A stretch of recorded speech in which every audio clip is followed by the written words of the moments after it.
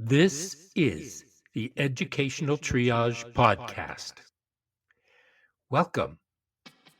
We invite you to come along with us on an exploration of interviews, issues, and other exciting and relevant topics in education, especially alternative education. They say alternative education is a laboratory for mainstream education. Why? Well, join us every week and listen in as Philip Summers Aloha. and I, Tony Hunt, jump in feet first to discuss issues that may affect our classes, students, communities, as well as our teaching. Please subscribe if you enjoy and find relevance in what you experience here. And if you haven't left a quick review, please do. We appreciate your candor and insights so we can improve as we move forward. Now, let's see what's on board today.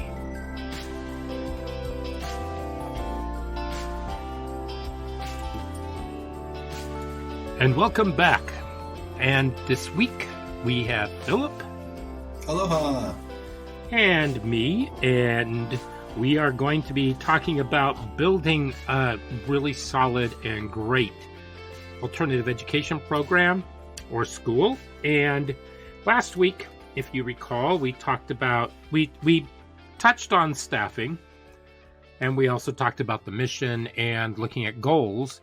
And this week, we are going to dive head on into leadership, because leadership is not only, they are not only the helmsman, they're the person who's in charge of the sails, the direction, the sextant, everything that takes us through the waters of education. And they have the vision. And without a good leader, you have abject misery and perhaps not a great crew. So, and I don't mean that they're not talented. It just means that morale and motivation could be lacking. So, and lagging. So, okay, Philip, before we set in, what would you like, anything you want to throw in before we jump into these waters? Or should we just jump in? Only that, I know something of leadership, but I've never invented that wheel. I know of it by getting good information, and I would cite things like Simon Sinek and people like that on leadership and how those are formed. They have universal statutes on how they are. One of the basic, though, in any leadership formation is to have that vision. The leader knows what's going on. Mm-hmm. And that being said, it's amazing how many leaders, when you ask that question, either don't know what's going on precisely, or what they say is going on and what you see is going on don't match. And that's like one of the premises is the leader, do they know what's going on, or do they know the mission, the vision, and do they have everybody going toward it? And that's one of those premises that really needs. Well, do they have a ship that's sailing with the crew, or is the crew rowing off in their dinghies? Yeah, and is the ship sailing in the correct direction? I mean, yeah, mm-hmm. You can have a really tight ship going in a completely wrong direction. Oh, yeah, and you can have have leadership who is completely out of touch. Yeah, like Jack Walsh and GE just turned that ship right over to like this, all ships overboard and short-term profit, and that became a real short-term success toward long-term failure. It just collapsed. GE. They thought he was the greatest guy ever on the surface until it all fell apart. Yeah. The one thing was sailing over the earth. It was off the flat earth thing because they thought the earth was flat, I guess. Bad leadership. The one thing I will say about a good leader is that they are inclusive. Absolutely. Yeah. And that's, Mm-hmm. That's also one of the They need to be absolutely inclusive with everybody on board, and that everybody is well informed. So not only inclusionary, but also communicative. So that not overly so, but that everybody knows what's going on, and they're open to communication and feedback so that they understand where people are coming from. Well, And you can put in a system of that too. Like you said, the communication. There's a right. way, like the military is good for that. The U.S. military is really good for that. The NCOs, the sergeants, the captains or the middlemen.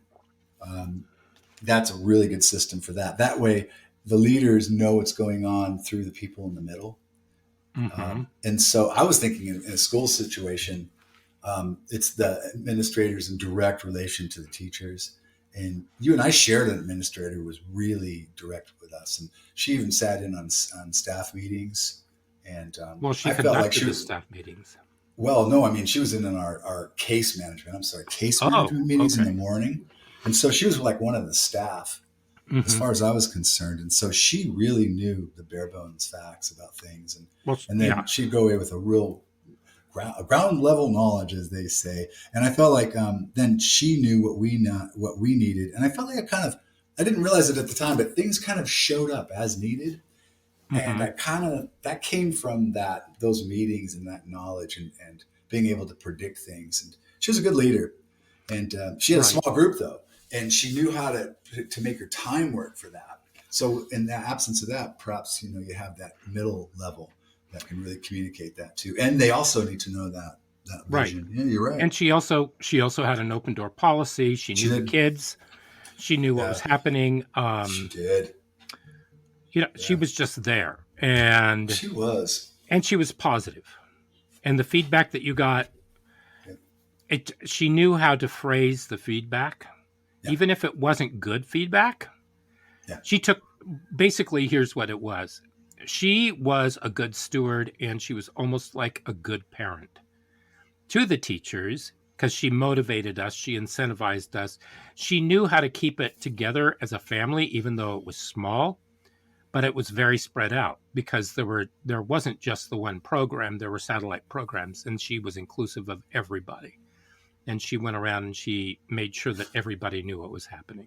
You're picking on what Simon Sinek said about a circle of safety. Mm-hmm. And obviously, that's a really great phrase to describe exactly what it would be. And you were describing that. Well, I felt like I was within that circle of safety. Um, that's a good feeling. Even if it was negative feedback, it was not do it or else, or what you did. It was Right. constructive. It was caring. Mm-hmm. And then I remember doing that with the students as well. If there was something wrong, we discussed it, and then it was, right, get it, good, it's over, done. And that sort of thing. It was really constructive. It wasn't held up against anybody. It was a safe circle. It really was. Yeah, Right. and that's hard to do, but it's really vital. Right. So what I want to do, using let's use that administrator as Okay. kind of a baseline from where we're coming from, Okay. because I have worked with several types since then, and I worked with several types before that, Okay. and we can go through this list. And we're going to go through the list of the Norwich University Online, uh, which had this article called 10 Different Types of Leadership Styles, and I'll put that down in the show notes. Uh, So, okay, so the first one that they remark on is the visionary. And that is when you want a new direction, you have a new concept, and they need to make a good connection because you want everybody rowing in the same direction and everybody targeting the same goals. So you need to have the goals that we talked about last week. okay. We need to have um, a good leader who can communicate that and involves everybody so everybody knows what's expected of them. And I believe that means delegation. Yeah, that's a hard one too for many people, myself included. Yeah. I say that. So now, if you can't give people a vision of where you're going, then pretty much you're going to have a mishmash, Yeah. and nobody's going to know what's going on. And so I'm going to say that there are some people who come into this position of, let's say, principal or vice principal, and they really can't give up the power that they see that they have in order to communicate that. They know what they want, but they're just completely incommunicative and they just don't know how to get there. Someone who tells you what you shouldn't be doing. Yeah. So tell me what I should be doing. Well, you know. Just not that. Just something. Just not that. Don't do that. Okay. See what you're doing? Yeah, not that.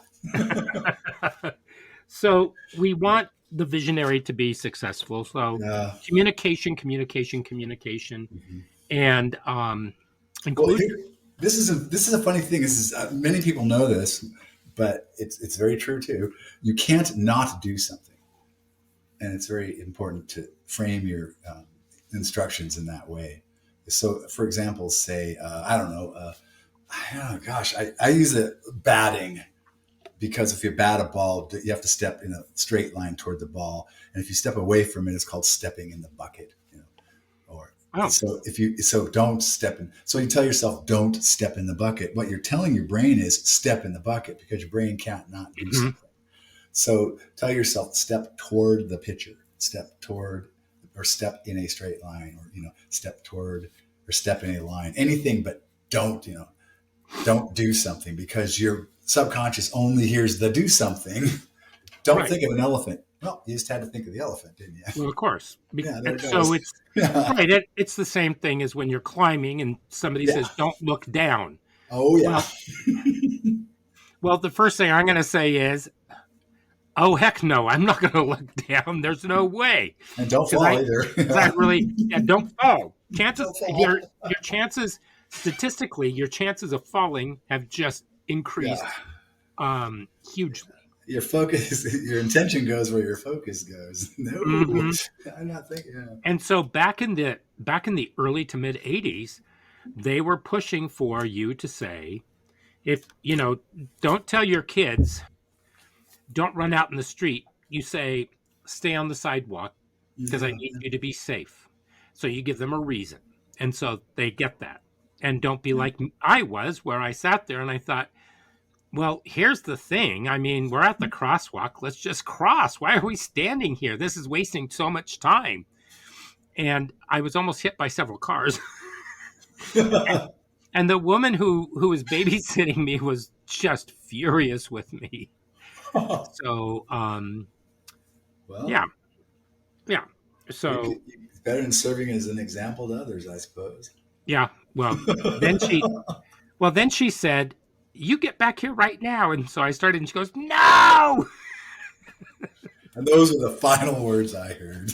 Right.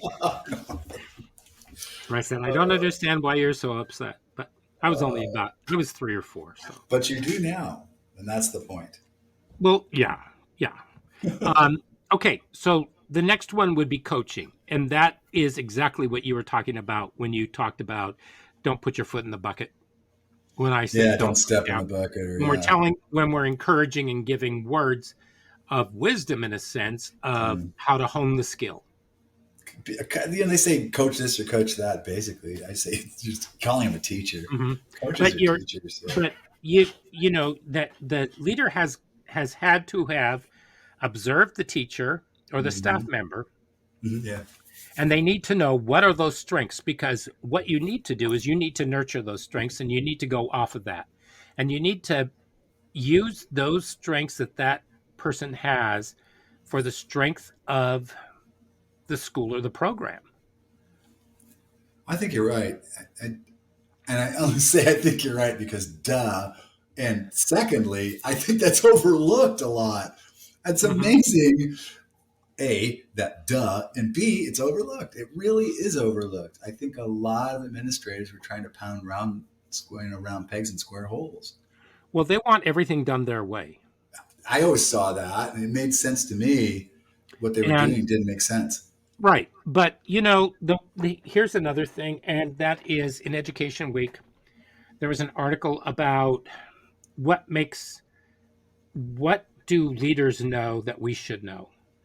And one of the interesting comments that came from these principals was that they looked at the principalship as another form of teaching,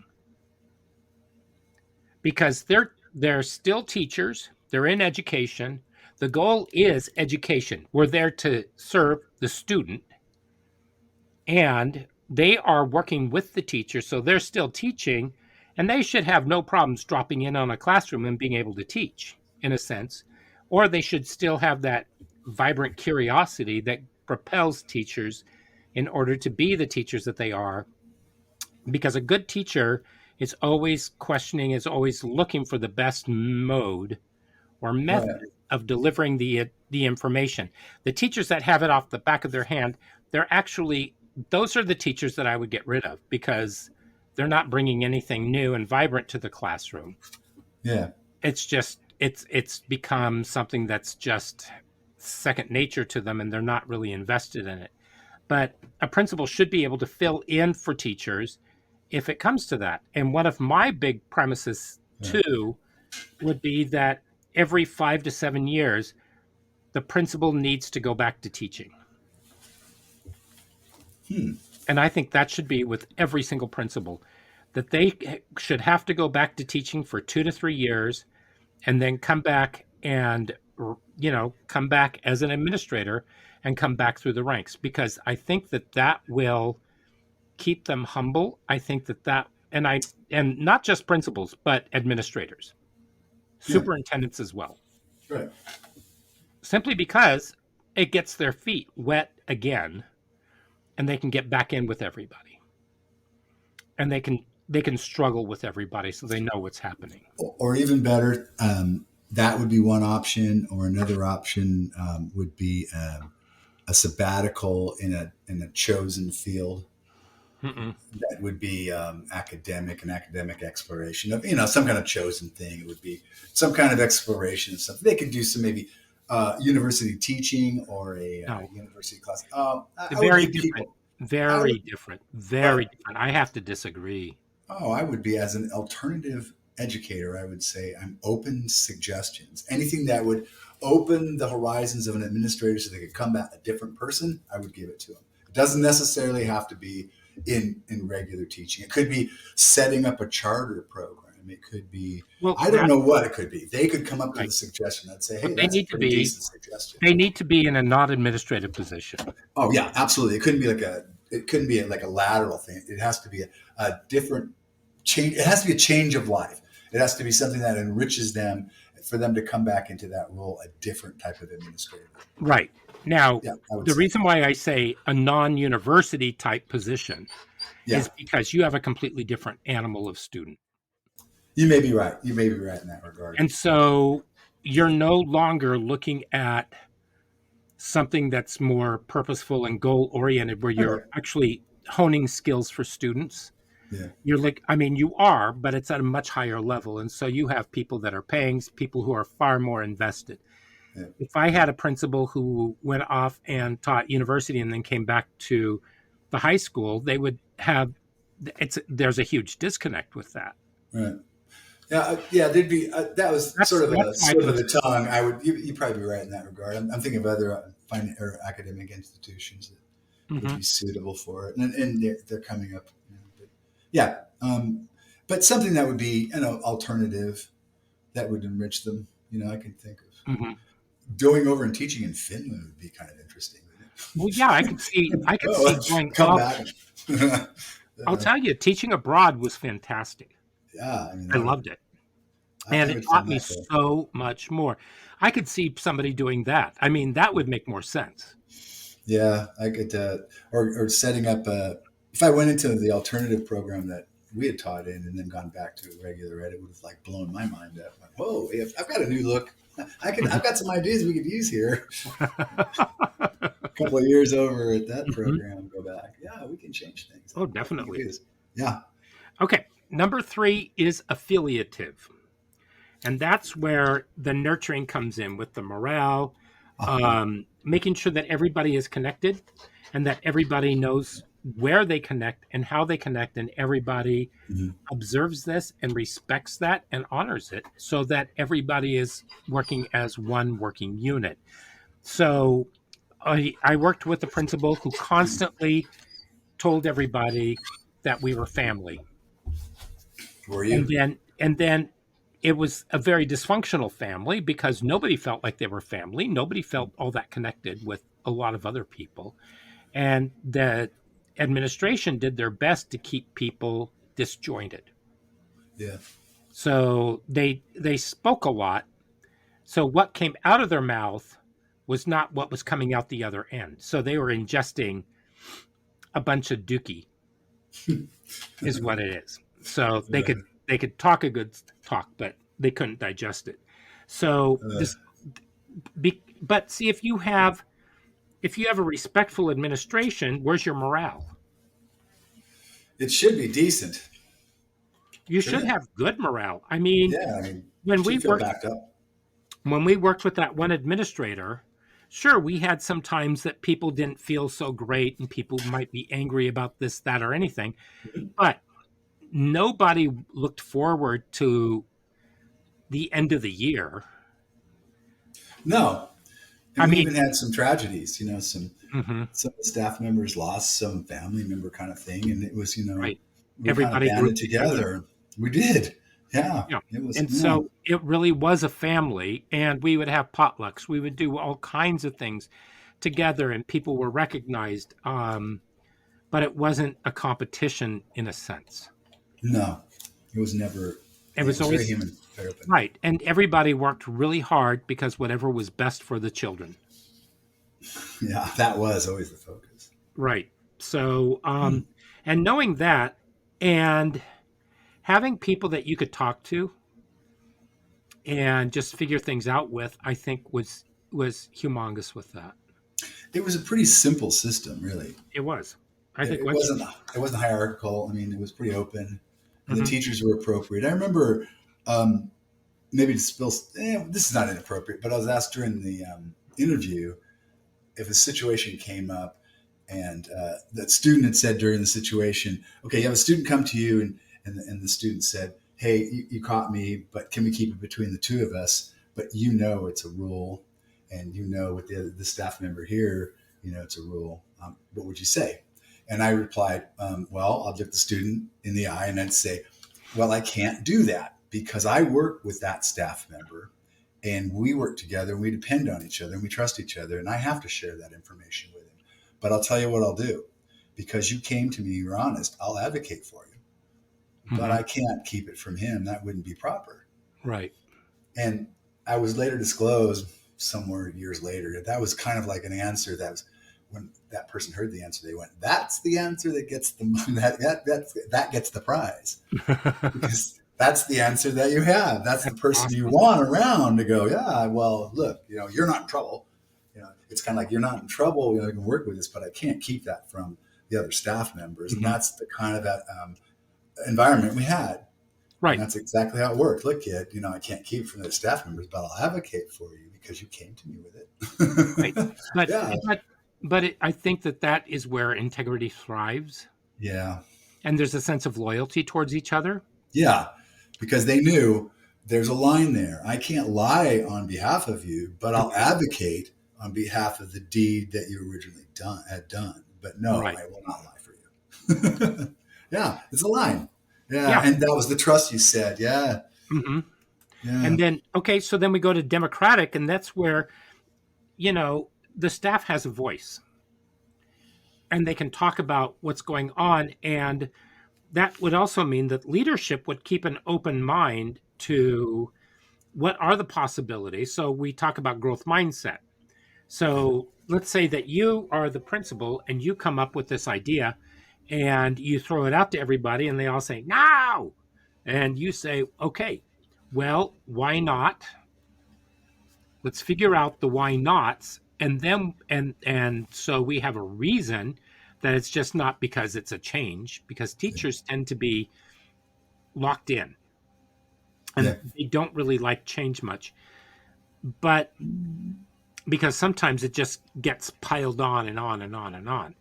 Yeah. I was going to say, may I say something about that? It's because like every year they put something on and then it doesn't stick around. And so they've seen that. Right. So, but if we're going to work on something, then that can be a collaborative project. Yeah. It's much of what we ask the kids to do when we do collaboration in the classroom. Mhm. And it would be good for them to be able to see the staff actually working in collaboration so they have a role model. Yeah.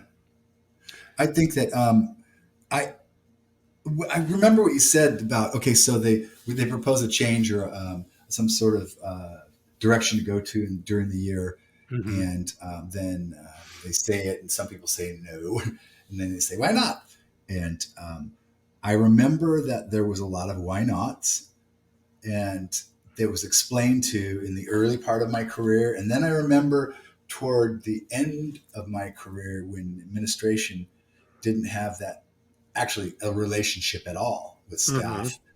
The why nots were not heard, quieter, pushed under the rug, and they just barreled through with it.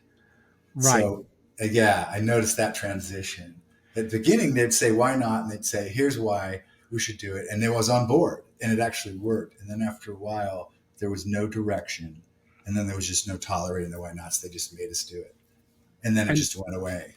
and that's because the administration didn't know what they were doing, or they lacked any form of, what's the word I'm looking for? They Vision? I don't know.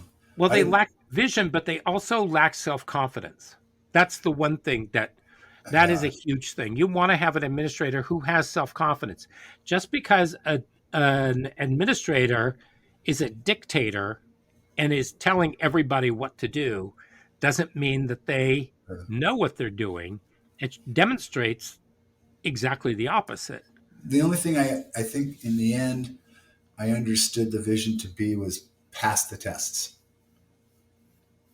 The true visions were past the tests. Hmm. The standards Right. and get the credits. Come hook or high, hook or crook by crook. And that the math was the hardest to do, period. Everyone was dragging, like most of the kids, perhaps 60 to 70% of them through all that math. Oh, yeah. Oh, Yeah. yeah. Well, I think that if you teach the subjects and you make sure that the kids have the skills, they will pass the test. You don't teach to the test, you teach the material so that the kids will understand it and that way they can take it with them. But if you're Yeah. teaching to the test, well, we have to do this because you have to pass a test on it. That does nobody any good. I think that was the only vision I ever consistently saw in the last 8 years, 10 years, really. We'll see. I remember when they started talking about teaching to the test, and there were all those letters to the editor. I think you wrote one, possibly. Um, Maybe. um, and there was all this hype up, and somebody looked at me and they said, "Aren't you furious?" And I said, "Why?" And they said, "Because now we have to teach to the test." And I said, "I'm not teaching to any test. I'm looking for the best way for the kids Yeah. to access the material, for the Yeah. kids to be able to demonstrate how they can communicate their understanding of the material." And that's what we did. And my kids did incredibly well on the Yeah. test. And for me, it was an experiment to see whether or not, if they Yeah. understood how to do it, if they could put two and two together, would they be able to? And they did. My kids always nailed it. I mean, it was a matter of pride with me. I mean, we just made sure I crossed every T and dotted every I. I made sure Uh, my kids were nails at it. What I didn't foresee was that it did become all encompassing focus, and mhm. that what we mentioned here, I don't see any other vision besides from administration besides just that. They came up with little kind of cliche slogany things from year to year, but it came and went. The only thing that was ever consistent was those tests. Mhm. That was the only thing they could hang their hat on as anything they really wanted to do. Because perhaps they're being assessed by the tests. That was it. I think in the end, they were just being assessed by it, and that was the thing that mattered. They could come and go, but that mattered. And that's And what I hated to have happen because it doesn't matter in the and long run. and Because you and that I proved it. We taught, and that was secondary. right. And Exactly. but that comes from the top. That comes from the superintendent. And the Yeah. superintendent is at fault for that, but Yeah. so is the superintendent's cabinet. Well, that's And also for the just the national zeitgeist of what no, I happened don't. to test, what No, happened to no, education and no. textbooks and I don't believe. testing. I don't believe so. Well, I I don't think want to get into it now, but yeah, right. I there's a I shift in I thinking. believe that there are superintendents who are really good superintendents who get the job done, who are able to do all of this without Oh, creating a diktat. oh, agreed. There. It's like a bell curve. There are exceptions to the rule, but generally speaking, the tests really pushed everyone to that. Let's do the test thing, and it kind of did weird things. It did weird things, but yeah. Well, we're going to get Okay, let's next. go on to the next one. Well, next week. Next week, when we talk, we're going to talk about community, and there are some examples of where they closed the achievement gap and where communities came together with the school and they were able to be very, very, very successful. Yeah. So we can talk about that next week. So, okay, so we've done all the way up through democratic, and now we're going to talk about pace setting. And that's where with, to me, this means that everybody agrees on benchmarks and when those benchmarks should actually be achieved. And those can shift because it depends, because kids are not rigid. And yes, we have our regular school year, but sometimes we might hit a benchmark early, and that gives us a little bit more time to work on something else. Or something's going to work, we just need to measure things out because we cannot hold kids to be where we want them to be because they're not little machines. Right. They are. They're little bio clocks. No, it's the semester. Right. And so Yeah. maybe a kid isn't finished by semester. I mean, Yeah. everybody has. I've seen people who advocate for boys to start a year later than girls because girls' brains work, they mature faster, and boys would be able to go in a year later and be able to be just as successful. And right now, women are over 41% of women are the top wage earners. So that has really come up. Wow. And They're just now so, messing around with the school schedules and letting the high schoolers go to school a little later. yeah, no, yeah, well, how that helps, I don't know, because they still have kids who need the most sleep starting much earlier, too. That's what I noticed too. Yeah. So, They still have that happening. I mean, it's so contrived and everything goes by the buses. Yeah. That's But, exactly it. The bus runs the schedules. and so, but also parents who want the schools to take the place of daycare. And so, but that's something else that we have to talk about. What's the True role? that. What's the True role that. of the parent in the and the community in the schools? So, how do we do that? Then we come to Autocratic. the autocratic style, which is where I'm the boss, you work for me, and I'm going to dole things out. In a sense, it's a bit of a dictatorship. It's authoritarian. Um, And completely appropriate for the large type high school. is it though? No, I mean, well, functionally, yes. Learning. So you think I that? don't know. Okay, okay. Let's think So, about that. Let's think well, about I that. want you to, because I mean that's very Nietzschean of Well, master slave. But then you also run into, is the school a business, because you're talking corporate level stuff. yeah, Where I'm your boss, you will do what I tell you to do, so go do it. And that does not work so well well, because it's not. teachers are professionals and they've been trained in what they do, not for some little person who now gets much more money and isn't really that versed in exactly what it is the teacher is doing, because we would hope that that teacher was some kind of an more of an expert in that field. It does. Well, okay. So I was thinking about that, and I was thinking about when authoritarian management goes wrong, Hmm. and in like the school level. And I thought, okay, why did I think that? And I thought, okay, so I've seen it kind of in a way in a big school. And then I thought, how would I fix that? Could you like make the school, a big school, into smaller schools? And then that's what made my mind sort of kind of think about things that way. And because it's not really a model that fits education as much, but sometimes it does, and that's a tragedy when it does, when the principal kind of dictates from the center office there. because these buildings are quite large. So that style of leadership does make it work for that complex a system. Well, That's weird. that it all depends on the principal Yeah.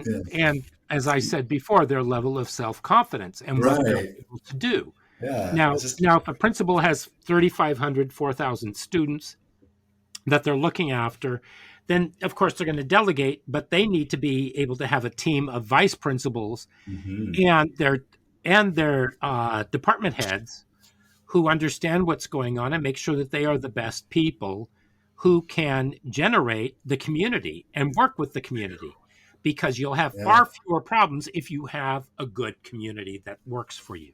Yeah, If because you're you have to have a community to run the SROs and the parking lot and the whole, because 3,500 to well 4,000 students is a big place. well if you're going to run it like a Stalag, Well, you then don't want to have and to, you're going to but have you have to people that are control it. constantly looking for ways to actually break out. Yeah, they do. Yeah, And for then just your a numbers period. right, and Yeah. your numbers are going to go down. You're going to be hit with even more problems. I don't want to think about a big building like that. So, well, I'm thinking like Las Vegas has them. I know Portland has them. Yeah, Sherwood has the biggest high school in the state now. I just heard. I don't know how big it is, but I can look on the Google machine here. Yeah, I don't know. I'll I tell know. my assistant. Look that up. I don't have an assistant. Okay, Yeah. okay. So let's get to commanding, and this is something that you talked about earlier, and this is the military Yeah, it's in another running it's it like military. command and modeled by the military. Command. Well, no input from. Oh well, no, that's not. Well, that would.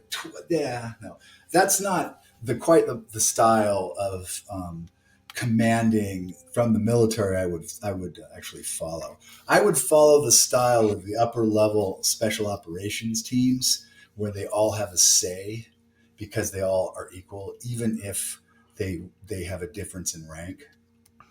They all have a say somewhat. They all understand the mission, and they all are like focused on getting it done. And so none of them will. Well, that will always be foremost in their minds. So you can trust what they're going to say is that oriented toward the mission. So then when they all have a suggestion toward it, you can trust that's a good suggestion. Well, I can see that. I can see it happening in a time of crisis that you know exactly what the hierarchy is, and Well, that when they okay. say this is what we need to do, and then you do it because you're going to have to do fire drills, earthquake Yeah. drills, Yeah. In or this case, lockouts and that's not what I lockdowns. was talking about. But yeah, that would be like like infantry, general infantry stuff. But yeah, Right, yeah, because that's a big building thing. Yeah. The right. leadership model I was talking about was a leadership model of like a 6, 7 man fire team, where it has to move quick, be dynamic, and all have special say. But yeah, so Right, but I think that if you're talking about large building or even yeah, even it's a different. medium But yeah. sized building, you Mhm. still have the administrators who try to run them militarily and try to Yeah. look at the kids as the troops. Well, they kind of have a real calming style too. I mean, when they come on that, when something happens and then they come over the PA. intercom, the PA, yeah, it's kind of like, oh yeah, here's the voice. What's going on? Hmm. Do Hmm. tell. Yeah. Well, yeah, and it's constantly interrupting, and so it's hard to maintain a stream of thought. So okay, laissez faire. So Ooh. that's basically where you tell staff, have at it, do what you do, and let's see what you come up with.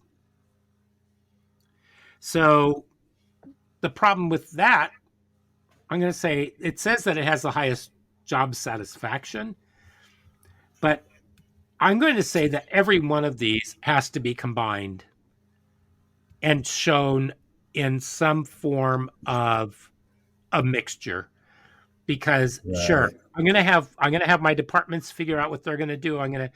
And then we can take a look and see where you are with that. And then Yeah. yes, but I think what they're talking about here is empowerment, having teachers be realized for the professionals that they are and allowing them to teach what it is that they're supposed to teach and how they're supposed to teach it.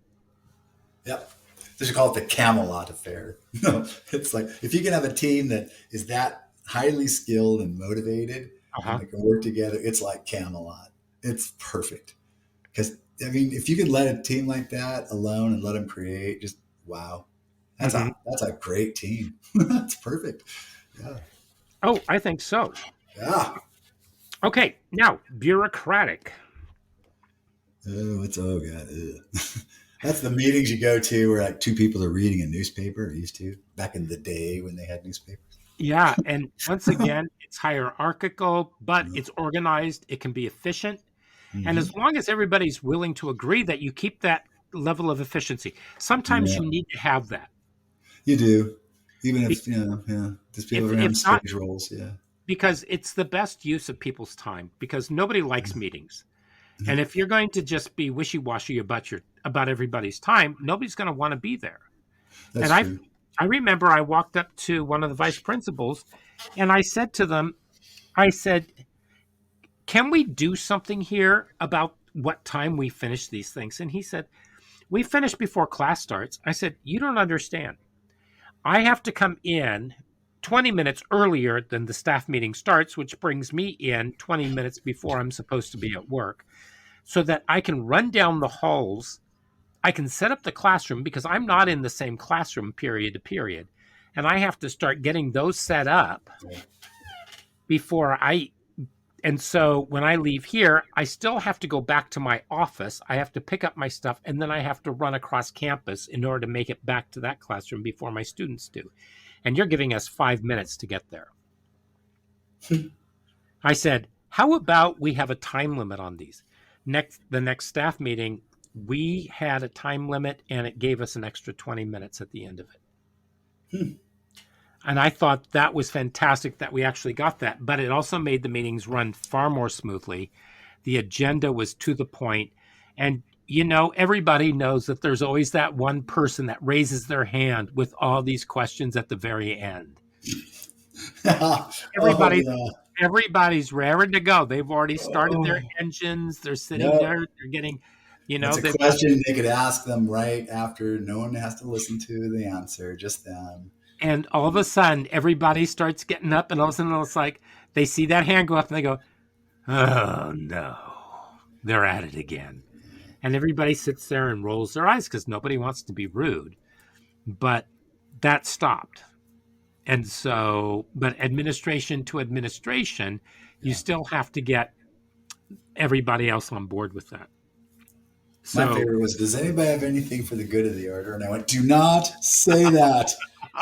Yeah, I have a puppy, or no, it's my friend who has a puppy. What are they? They're what mix? Okay. How many? Three. Yeah, two. Two. Okay. They have two puppies. What mix? Okay. And you're going, "I'm going to kill somebody. I just am going to kill somebody." oh my gosh. Okay, then we come to the servant leader. Now, this is the one that Dr. Brad Johnson talks about. Servant leader. Yeah, the servant leader. And this is what we had. DJ. This is what we had, Yeah.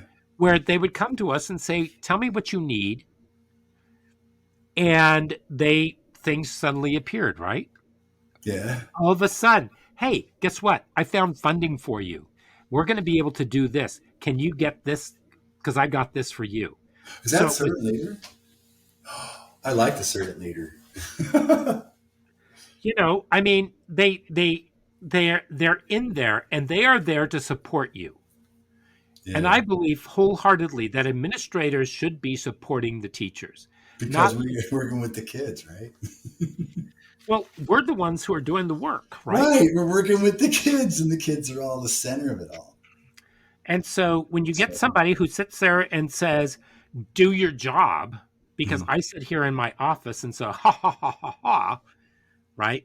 mm, Instead, you have somebody who says, "Wow, you're doing so much. What can we do? yeah. How do you see how do you see moving forward? What else can we do in order to get this going?" Yeah.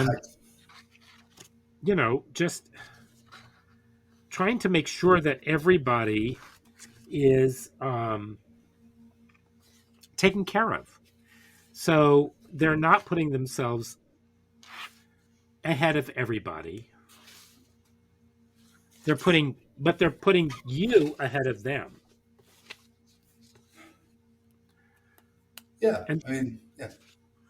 Okay. And so they can still do their business, but everything is focused in on what's the best thing for them to serve the teachers, the students, the rest of the staff, and the community. So rather than being a bureaucrat, correct? Rather than just pushing the budget figures around, Right. And knowing or how to saying use them, paint with them. Actually, that's a good one. Painting with the budget numbers. That's what the good painting the administrators budget by do. numbers. Yeah. Yeah, painting with budget numbers. I got some.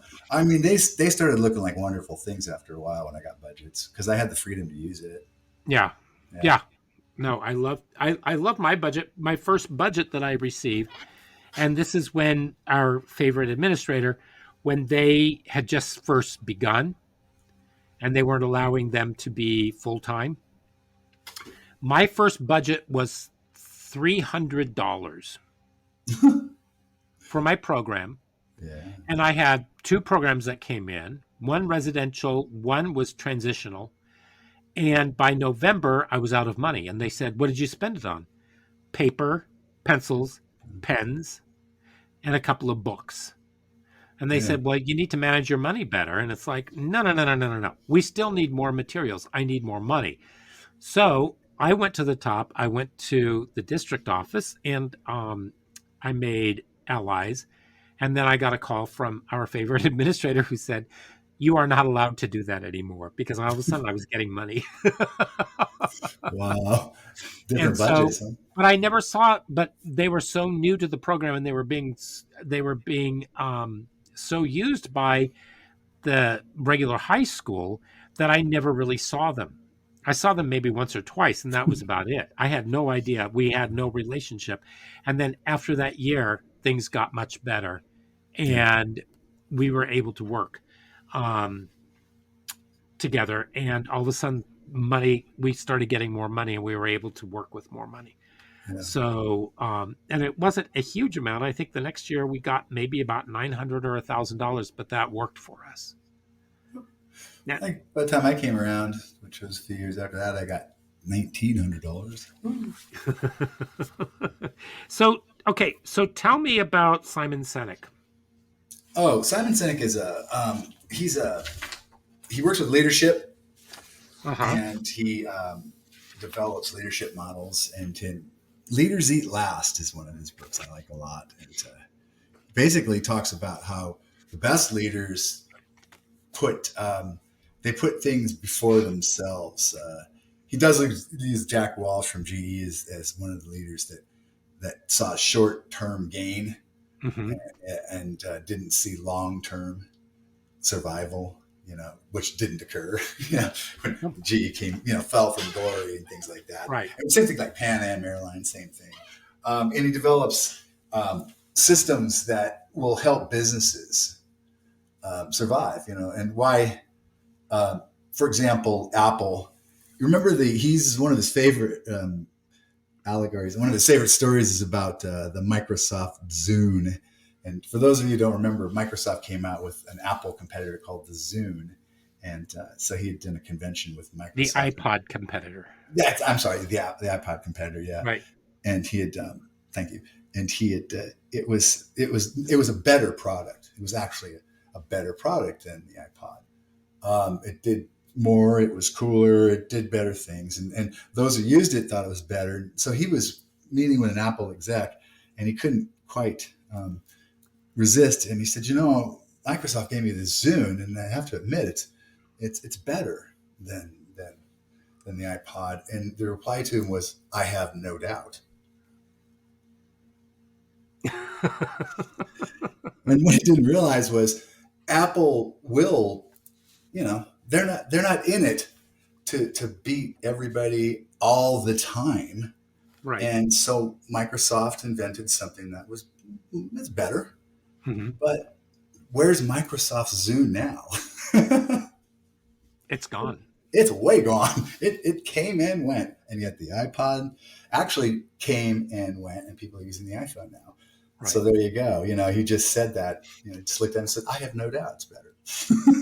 And that's a long game. That's the infinite vision. And he said, good leaders have both the finite vision and the infinite vision. Mm-hmm. They know where they're going after they've gone there. And that's where the companies now, the best led companies, those are the leaders that are revolutionary. They know where they're going after they're going there, you know. Right. And they know how to get to the place day by day too. And they know how to develop those relationships too. And they also know how to pace themselves, and they know how to hit their benchmarks and what they need to do in order to get there. And they can move the goalposts. Yeah. They're not rigid. Yeah, they have to be flexible, and they know how to make decisions under what are called VUAC systems, volatile, uncertain, ambiguous, and chaotic systems, which is, hello, welcome to Earth now. It moves quite fast. Right. You know, because of Moore's law, you know, which is computers double their power and speed every 2 years. So we're trying to catch up all the time. It's crazy. Awesome. Yeah, well, so he's well worth reading. Leaders Eat Last. I'll take a look at that.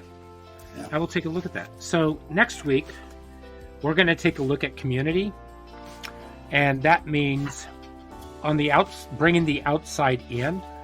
So it's dealing with families, it's dealing with services, it's dealing with businesses, and getting a lot more involvement so that we can have vibrant schools that aren't just about containing the kids.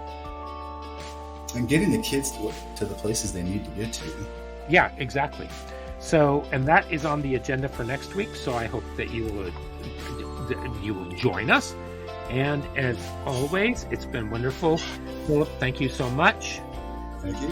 To all of our listeners, thank you for listening. Give us a review and subscribe. And we hope to see you again next week. Aloha. And until then, goodbye.